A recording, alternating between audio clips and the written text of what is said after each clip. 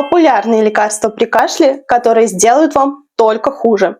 Вы явно слышали про такие препараты. Тот случай, когда комбинация делает только хуже и вызывает сплошные «зачем?».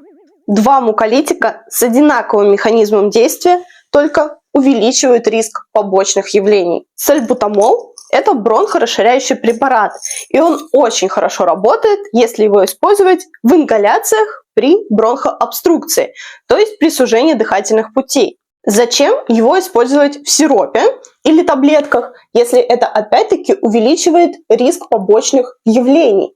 Если есть показания, лучше назначить ингалятор.